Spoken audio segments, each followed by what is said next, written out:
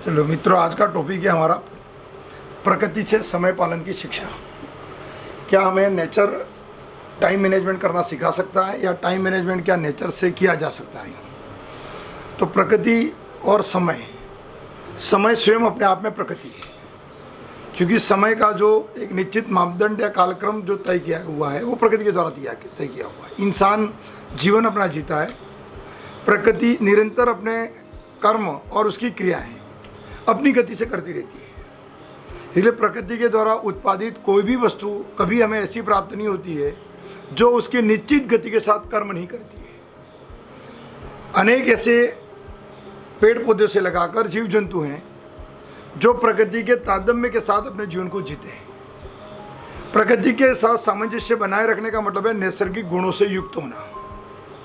जब भी हम अपने संवेगों का संचरण करना शुरू करते हैं तो हम अपनी प्रकृति को अपने संचरण तत्वों के अनुरूप बनाकर आगे विस्तृत करना शुरू कर देते हैं। तो ये भी प्रकृति की प्रक्रिया के तहत ही होता है, लेकिन प्रकृति की जो मूल केंद्रण शक्ति है उससे हम अलग होना शुरू हो जाते हैं और यही व्यक्ति विशेष की या समाज विशेष की संस्कृति बननी शुरू होती है। जब इंसान का जन्म हुआ हो या प्रकृति के विभिन्न क्रियाओं के द्वारा उत्पादित अनेक ऐसे पहलू हैं, और समय तो अपने आप में अमूर्त है, प्रकृति का वो अदृश्य भाग है जिसके द्वारा इस सृष्टि के सभी कर्म और क्रिया की जा रही है। इसलिए उत्पत्ति और मृत्यु समय, प्रत्येक जीव का अपना समय है। समय ही नहीं है, उस जीव की क्रियाओं का भी समय तय है कि कौन व्यक्ति किस उम्र में कितने उम्र के बाद क्या कर पाएगा। अर्थात जैसे हमारा जन्म हुआ तो हम कब चलेंगे, गर्भ के समय हम कितने समय रहेंगे, कौन से समय में गर्भ में कौन सा काम होगा, जन्म के बाद परिवर्तन होने के बाद आपके अंदर कौन कौन सी योग्यताएं विशेषताएं आपके शरीर के अंदर आनी शुरू होगी, सबका समय तय है। उस समय को उस बीजत्व से प्रकृति ने जोड़ दिया है। अर्थात जो बीजत्व के अंदर जो शक्ति है उस शक्ति के अनुरूप बीजत्व अपने समय के अनुरूप क्रियाओं को करना शुरू करता है, और जैसे ही समय आते हैं तो रासायनिक समीकरण उत्पन्न होते हैं और उसके आधार पर उसके जीवन में परिवर्तन आने शुरू होते हैं। और जब इन परिवर्तनों के अधीन या क्रियाओं के समझ या निरंतरता के बीच में जब कोई दूसरा तत्व नहीं आता है तो प्रकृति का नैसर्गिक स्वरूप आपके अंदर आना शुरू हो जाता है। जब हम कल्चरल या और किसी व्यक्ति विशेष या किसी नियंत्रण विशेष के द्वारा हम उसको नियंत्रित कर देते हैं, जैसे जानवर अपनी नैसर्गिक गति से जी रहा है, लेकिन मनुष्य ने उसको पालकर अपने घर में पाल लिया और एक नए तरीके से उसको शिक्षित करना शुरू किया, तो तथ्य और उसकी योग्यताएं प्रकृति उसको क्षमता देती जाती है। लेकिन कल्चरल या अन्य क्रियाओं के कारण जो उसका इंटरेक्शन दूसरा होने लगा, तो उस इंटरेक्शन के अनुरूप उसके व्यक्तित्व में जो योग्यताएं थी या जो उसके अंदर समृद्धि आ चुकी थी प्रकृति की क्रियाओं के द्वारा उसके बीजत्व के रूप में जो उस बीज के साथ संलग्न है, तो वो उसी के आधार पर उसकी समझ, कार्य या क्रियाओं को समझने का रूपांतरण करना शुरू कर देता है। कुछ चीज़ें ऐसी होती है जिसमें कभी रूपांतरण नहीं होता है, वो चीज़ें मूल अवस्था में होती है जहाँ पर प्रकृति के वातावरण जनित जो क्रिया वही प्रभाव डालती है, बाकी चीज़ें नहीं डालती है, तो उनका नैसर्गिक रूप बना रहता है। ऐसे ही हर ब्रह्मांड का एक समय तय किया हुआ है, मनुष्य का समय तय किया हुआ है, जानवरों का समय तय किया हुआ। इसलिए हर प्रजाति के विकसित होने, खत्म होने, उसके जीवन काल को लेकर उसकी समय अवधि तय है, और ये निरंतरता कोई किसी को भी बांध नहीं सकता है। ये प्रकृति की शाश्वत यात्रा है जो प्रकृति स्वयं भी अपनी इस यात्रा को नहीं रोक पाती है। प्रकृति जब, क्योंकि जो भी हम क्रिएशन कर चुके हैं वो क्रिएशन करने वाले के अधिकार में नहीं होता है, क्योंकि वो उसका प्रभाव जो है वो अनंत होता है। वो उस प्रभाव की सीमा को नियंत्रित करने का प्रयास करेगा, लेकिन जिसके बीच के रूप में विचार किसी में और पल्लवित हो गए तो उसको नियंत्रित नहीं करता है। यदि मैं आपको अहिंसा का विचार दूं और आपके अंदर अहिंसा के मूल्य आ गए और मैं कल चाहूं कि मैं अहिंसा के मूल्यों को गलत मानकर दूसरी विचारधारा ले आऊं, लेकिन शायद आप मेरी बात नहीं मानो, तो मैं जिसका उत्पादक करता हूं वो जरूरी नहीं है कि वो मेरे नियंत्रण में हो। क्यों? क्योंकि प्रकृति की उत्पादन करने के बाद उसकी स्थिति है वो प्रकृति के नियंत्रण में चली जाती है। इसलिए मनुष्य स्वयं प्रकृति है, प्रकृति स्वयं में अपने आप में प्रकृति है जो ये विभिन्न प्रकार के सृजनों का मापदंड तय करती है। निश्चित क्रम होता है और निश्चित क्रम की प्रत्येक क्रिया में उत्पादन उत्कृष्टता और समापन, तीनों क्रिया चलती रहती है। जैसे सुबह, दोपहर और शाम, जन्म, जवानी, मृत्यु, ऐसे ही हर क्रिया के अंदर फल है तो रस बनेगा, रस की उत्पत्ति, पूर्ण जीवन, और रस की उत्पत्ति के बाद उसका वापस सूखना शुरू हो जाता है। ऐसे ही जीवन के हर कर्म का एक निरंतर क्रम बना हुआ है। मनुष्य वही सक्षम हो सकता है जो उस निरंतर क्रम को जान पाए, उस निरंतरता के साथ अपने आप को मैच करा पाए, और प्रकृति जिस भाव को, जिस योग्यता का, जिस निसर्ग रूप से सृजन कर रही है, उसको उसी रूप में जब आप अनुभूत करते हो और अनुभूति में बदल कर उसके जीवंत रूप को आप आकार देना शुरू करते हो, तो प्रकृति के द्वारा दी हुई संकल्पनाएं आपको एक संपूर्ण व्यक्तित्व देना शुरू करती है। इसलिए प्रकृति अपने आप में समय है। प्रकृति हमें समय पालन की शिक्षा देती है। इसलिए कोई, आपने गेहूं का पौधा भी लगाया है, 4 महीने में पूर्ण हो जाएगा। हर क्रिया का एक निश्चित समय है। हमारे जीव का भी निश्चित क्रम है। उस क्रम में गड़बड़ आपके किसी विकार के कारण हो सकता है, किसी हमारी भोजन के न्यूट्रिशन को लेकर या किसी मानसिक तनाव के कारण हम जीवन खो सकते हैं। प्रकृति स्वयं आपके जीवन को कभी परिवर्तित नहीं करती है। ये जो हम अपव्यय देखते हैं कि मनुष्य का जीवन यापन की आयु है, हमारी दीर्घ आयु जो कम हो रही है, क्षमता कम हो रही है, तो वो हमारी सोच है, हमारा न्यूट्रिशन है, वैचारिक न्यूट्रिशन हो या आपका जो मटेरियल, फूड मटेरियल का न्यूट्रिशन हो, आप उन न्यूट्रिशनों के विकृत स्वरूपों के कारण या विकृत मानसिकता के कारण आप बीमार होकर आप अपने जीवन को खो बैठते हो। प्रकृति शुद्धता से अपना सृजन करती है, उसकी निरंतरता बनी रहती है। इसलिए कल जो प्रकृति थी आज नहीं है, तुम कल थे वो आज नहीं हो, अभी मैं कह रहा हूँ उसके बाद 1 घंटे बाद तुम वो नहीं हो जो पहले थे, क्योंकि एक विचार बहुत कुछ बदल देता है। तो सबसे पहला काम है कि हम निरंतर आगे बढ़ते रहें और निरंतर सोचते रहें, और जो सोच रहे हैं उसको स्वीकार कर कर प्रकृति की यात्रा पर चलना शुरू रखें। ये समय का चक्र होता है। उस समय चक्र को जो समझ पाता है या समय के आधार पर अपने जीवन का परिवर्तन कर समय की अनुकूलता को अपने अंदर ला पाता है, उसी वही व्यक्ति उसका सर्जन कर पाता है या वो जीवन ऐसा बना पाता है। दूसरी बात आती है प्रयास कैसे करने चाहिए। प्रकृति हमें दूसरा सिखाती है कि हमें निरंतर प्रयास करना चाहिए। अर्थात प्रकृति में निरंतरता होती है, निश्चित समय, निश्चित उत्पादन और निश्चित उत्पादन का निश्चित उपभोग करने का प्रारब्ध आपका होता है, क्योंकि वो सृजन करती है, उपभोग दूसरों के अधिकारों देना शुरू करती है। इसीलिए हमारे भी जो कर्म का परिणाम आता है वो इसी के अधीन होता है कि कर्म तुम करो, फल अपने आप मिलते रहेंगे। जो उपभोग करेंगे वो आपके फल को निर्धारित करना शुरू करेंगे कि इसका व्यक्तित्व अच्छा है या बुरा है। हमें कर्म करने का अधिकार दिया है। जिसके कर्म अनुचित लगेंगे वो निंदा करेगा, उचित लगेंगे वो आपका महिमा मंडन करेगा, लेकिन जो सत्य होता है वो प्रकृति उसको स्थापित करना शुरू करती है। यही प्रकृति का न्याय होता है। इसलिए प्रकृति हमें ये सिखाती है निरंतर कर्म होने चाहिए, कर्म आपकी निरंतरता में आ जाने चाहिए। कार्य बदल सकते हैं, उत्पादन बदल सकता है, क्रिया बदल सकती है। बचपन के अंदर हम आनंदित थे और दोपहर के अंदर वही सूर्य एक अलग मोड़ पर आ जाता है, जवानी में हम अलग मोड़ पर होते हैं, बुढ़ापा भी एक अलग आनंददायी होता है। तो प्रकृति सदैव हर रूप में आनंद दे रही है, हर रूप में सृजन कर रही है। आपका जीवन भी ऐसा ही होता है। यदि आप प्रकृति को समझ पाओगे तो बुढ़ापा भी कभी अभिशाप नहीं होगा, बचपन कभी लापरवाही नहीं होगी और जवानी कभी घमंड करने का विषय नहीं होगा। ये निरंतर आपके आनंद और सृजन का विषय है।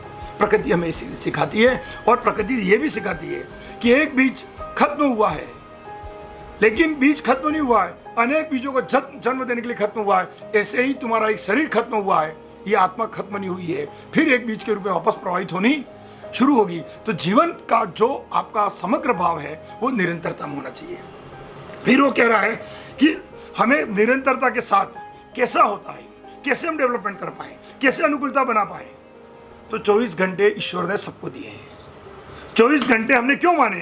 क्योंकि पृथ्वी की गुणन गति का जो सैद्धांतिक प्रकृति का एक क्रियाकलाप है, जिसको वैज्ञानिकों ने उस ढांचे के अंदर अब परिभाषित किया और 24 घंटे का एक कालखंड बनाया। हमने कालखंड दोनों के लिए उपयोगी है। तो मिला हुआ जो समय है उस समय को अनुकूल बनाना। अब अनुकूल कब बन पाएगा? जब आपके विचार अनुकूल है। तो आपके विचार प्रतिकूल है और समय आप नहीं समझ पा रहे हो, क्योंकि समय क्या है? समय प्रकृति का दिया हुआ वो आपको उपलब्ध उपहार है जो आपकी किसी योग्यताओं को लेकर, किसी सोच को लेकर आपके सामने खड़ा हुआ है कि आपको ये कर्म करने हैं, अब आप उसको विचार के साथ ठुकरा देते हो, विचार के साथ अपना नहीं पाते हो, इसका मतलब है उसके सौंदर्य से तुम वंचित हो, उसकी योग्यता से तुम वंचित हो, और उस कर्म के अनुरूप अपने जीवन का सामंजस्य नहीं बैठाने के कारण आप में तनाव, आपके अंदर विभिन्न प्रकार की प्रक्रियाएं, या आपके अंदर कुंठित भाव, प्रेरणा के स्तर और या सत्य की अनुभूति के अंश कम होने शुरू हो जाएंगे। आपको उसकी अनुभूति का स्तर को तय करना और उस अनुभूति के स्तर को प्रकृति के साथ सामंजस्य बैठाकर श्रेष्ठतम रूप को समझ पाना, यह हमारा दायित्व होता है।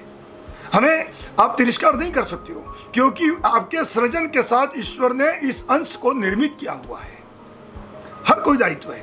छोटा बच्चा पालने में तो उसको चलने का कोई नहीं कहेगा, लेकिन समय हो गया ना कि 10 महीने हो गए, उसका मतलब उसको चलना है, नहीं चलेगा तो समाज वाले जबरदस्ती चला रहे हैं।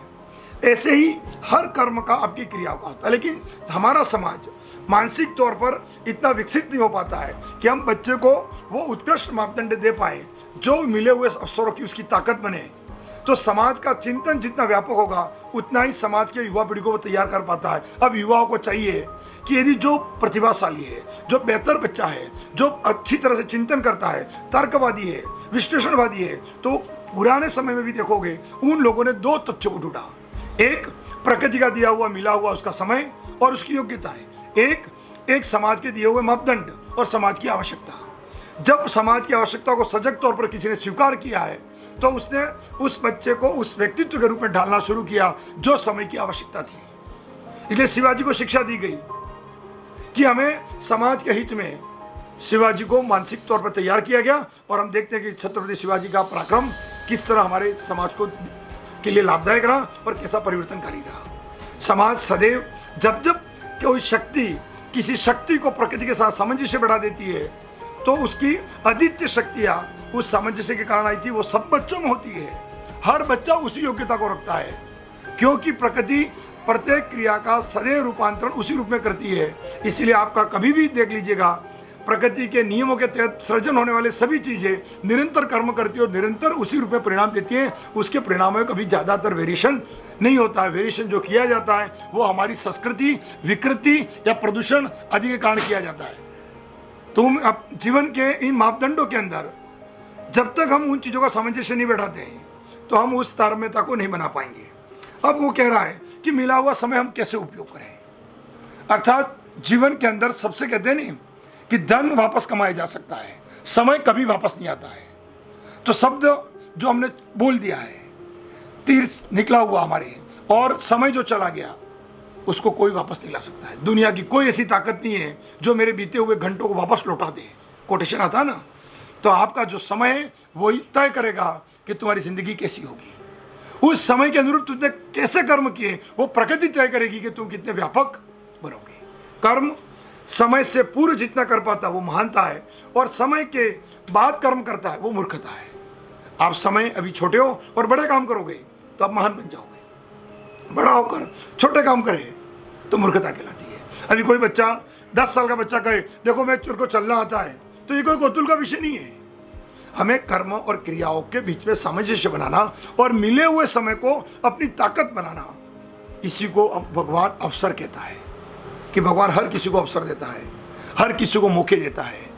कोई न कोई आहट है जो बार बार तुमसे टकराती है, आवाज बनकर, किसी न किसी वाणी को बनकर, और शायद हम उस वाणी से मुक्त नहीं हो सकते हैं। हम भले हम आगे नहीं बढ़ पाते हैं, तो ये हमारे आत्मबल की क्षमता कम होती है। परमात्मा उन सब चीज़ों को लेकर आया हुआ है, जिसकी झोली जितनी व्यापक है उतना ही उसका लाभ उठा पाएगा। यदि आपकी झोली बहुत कमज़ोर है तो आप उसका लाभ नहीं उठा पाओगे। तो समय आपके अधीन है। कब? जब आप समय को समझ चुके हो। समय यदि नहीं समझ पाए हो तो जीवन भी आपके अधीन नहीं है, आप खुद भी आपके अधीन नहीं हो, क्योंकि समय का उपयोग ही श्रेष्ठतम जीवन का आधार है।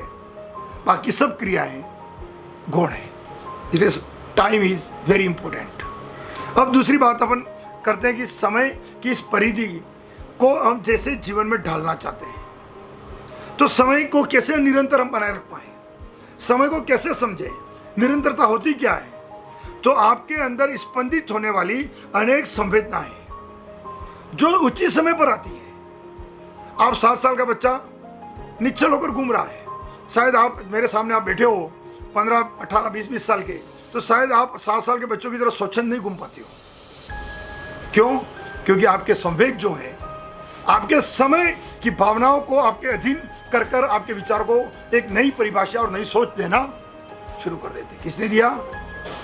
7 साल में तो नहीं था वो। पालने के बच्चों को और कोई किसी भी चीज़ के लिए पता नहीं था। मुझे भूख लगी उसका भी नहीं पता था, वो तो रोना ही जानता था खाली। तो जैसे समय में परिपक्वता आती गई तो वातावरण और समय की उस परिपक्वता ने उसको अपने जीवन की कुछ शक्तियों से परिचित कराया और दायित्व के योग्य बनाना शुरू किया। इस दायित्व के योग्य बनने की प्रक्रिया ही मानव निर्मित हमारी सामान्य अभिव्यक्ति है, जो सब में होती है।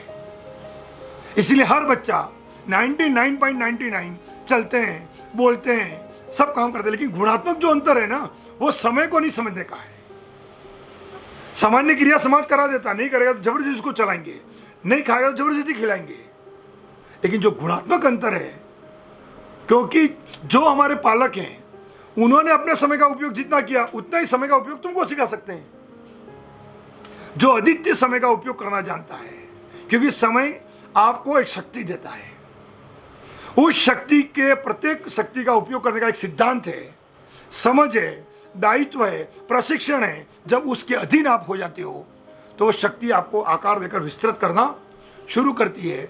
और जब समय के साथ हम नहीं करते हैं तो जैसे पका हुआ फल नहीं खाने पर बिल्कुल निरश हो जाता है, सूख जाता है, ऐसे ही समय पर कार्य नहीं करने पर वो शक्ति आपके से विस्तृत होनी शुरू हो जाती है। बाद में की गई भी क्रिया भी होगी, लेकिन वो मूलभूत प्रकृति का एक अनुभव देकर आपको जो सामर्थ्य दे सकती थी वो कभी आपको देगी नहीं। इसलिए ज़रूरत इस बात की होती है कि हम बच्चों के साथ उचित तरीके से इंटरेक्ट करें, उन्हें उचित तरीके से एक सामंजस्य बनाएं, और वो सामंजस्य उस प्रकृति की शक्तियों के प्रवाह के अनुकूल उसके जीवन को विस्तृत देने का प्रयास करें। पुराने ज़माने के अंदर भी आप देखोगे तो समय आपकी एक अमूल्य निधि है। इसीलिए कहते हैं ना कि जीवन के अंदर सब कुछ कमाया जा सकता है, व्यर्थ समय को कभी रिटर्न वापस नहीं लाया जा सकता है। कोई इंसान कहते नहीं कि धन दे दे, वो महत्वपूर्ण नहीं है, लेकिन उसके जीवन का 1 घंटा उसने आपको दिया है, वो बहुत बड़ा कीमती है। और यदि उसने वो घंटा कीमत नहीं मांगी है, उसकी कीमत परमात्मा चुकाएगा। ये पूर्ण सत्य समझ के काम कीजिएगा, यही धर्म है। क्योंकि नादान व्यक्ति और नादान कर्म करने वाला व्यक्ति जो समझ नहीं पाता है, लेकिन आपने उसकी समझ के साथ काम किया है, तो जो समझदार है, हम सब नादान हैं, ईश्वर समझदार है, इसीलिए वो हमारी कभी ऑक्सीजन बंद नहीं करता है, वो हमारे किसी कर्म को बाधित नहीं करता है, वो अपनी परवाह के साथ आपको सभी चीज़ें उपलब्ध कराते रहता है। यदि हम एक छोटी सी बात पर किसी पे नाराज होकर उसकी सुविधा बंद कर देते हैं, और जब कोई व्यक्ति सन्यासी, और संत किसको कहते हैं? जो व्यक्ति विपरीत परिस्थितियों में भी आपा नहीं खोता है, क्रोध नहीं करता है, समग्र भाव रखता है, उदारता रखता है, उसके गुणों के अंदर कभी विचलन नहीं आता है, तो उसे हम क्या कहेंगे कि वो संत है, साधुत्व है। तो ईश्वर तो उसका भी प्रेमी है, ईश्वर तो उससे भी बड़ा उदार है। इसीलिए वो हमें निरंतर जीने का अवसर देता है। लेकिन होता क्या है, वो जान जाता है अगली बार फिर आपको उतनी ताकत देगा जितनी तुम चाहते हो, वो व्यर्थ की शक्ति नहीं देगा। उन्हें लगा कि 9 रस इस व्यक्ति को देने से सही उपयोग नहीं कर पा रहा है, तो अगली बार जो सबके अंदर 9 रस नहीं है ना, तो आपको वो जीवन देगा जिसमें 4 रस की जरूरत नहीं, 5 रस वाला ही है। फिर 5 रस नहीं समझ पाए तो 2 रस। तो ऐसे अनेक जानवर हैं जो 2 रसों में जीते हैं, खाते और सो जाते हैं, बाकी उनको कभी समझ ही नहीं आता है। तो प्रकृति सदैव, हम भी करते हैं ना, हमारे घर में भी जिस बच्चे में जितनी योग्यता होगी माँ उतना ही काम बताएगी, और यही कर्म का सिद्धांत है। इसी कर्म के अधीन आपके प्रकृति का निरंतर कर्म होता है। जैसे एक पौधा भी आपने लगाया है, पूरे भावनाओं से पाला है, तो हष्टपुष्ट और विशाल बनेगा। आपने ऐसे ही बिना ध्यान दिए लगाया है, तो शायद वो न तो उचित फल दे पाएगा क्योंकि उसका पोषण सही नहीं हुआ है। तो जो आम का वृक्ष 10,000, 5,000, 2,000 आम दे सकता था, उसके ऊपर 500 आम भी नहीं लगेंगे। कारण क्या हुआ? क्योंकि उसका पोषण नहीं हुआ सही। प्रकृति उसी क्यों? क्योंकि पोषण बाद में करने से नहीं होता, समय पे करने से होता है। अब वो जो ग्रो कर रहा था उस समय हमने किया होता तो 5,000 भी लगते हैं। अब बाद में बड़ा होने के बाद तुम भले कितनी भी अगरबत्तियाँ लगा दो, कितना भी पोषण दे दो, उसके उत्पादन में कोई वृद्धि होने वाली नहीं है। इसलिए मनुष्य की भी बुद्धि भी कहते हैं ना साइकोलॉजिस्ट, 18, 19, 20 साल तक ही बुद्धि बढ़ती है, उसके बाद अनुभव बढ़ते हैं, बुद्धि कभी नहीं बढ़ती है, क्योंकि संपूर्ण रस और संपूर्ण शक्तियां ईश्वर ने 18 साल तक दे देता है, उसके बाद कोई देता नहीं है, उसके बाद खत्म हो जाती है सब शक्तियां। अब प्रत्येक शक्ति का उचित समय पर उचित उपयोग करने का संकल्प समझ लीजिएगा, क्योंकि सत्ताएं जो होती है ना वो उचित समय पर नहीं देती है, सत्ताओं की आवश्यकता के आधार पर आपको पढ़ाते हैं। सत्ता को अभी हमारे यहाँ बहुत जनसंख्या है तो हमारा एजुकेशन उसके आधार पर होगा। यदि हमारे यहाँ जनसंख्या ही नहीं है तो विश्व के अनेक देश ऐसे हैं जहाँ पर जनसंख्या ही नहीं है और जमीन ज़्यादा है, तो वहाँ उल्टी शिक्षा चल रही है। तो शिक्षा पूर्ण सत्य नहीं है, सत्ता की आवश्यकता है। प्रकृति की शिक्षा पूर्ण सत्य है, आगे समझे। तो सत्ताओं के उत्थान पतन का हमारा दायित्व है, सत्ता की शिक्षा हमारा दायित्व है और प्रकृति की शिक्षा हमारा जीवन है। दायित्व और जीवन को सामंजस्य बैठाओ। माँ बाप का ध्यान रखना, उनको श्रेष्ठत्व देना, उनका सम्मान करना हमारा दायित्व है, लेकिन विकास करना हमारा जीवन है। दोनों का जो योग बना पाता है वही जीवन में सफल होता है और यही समय का उचित उपयोग करने का सिद्धांत है। और वो कब कर पाएंगे? वो समय पर।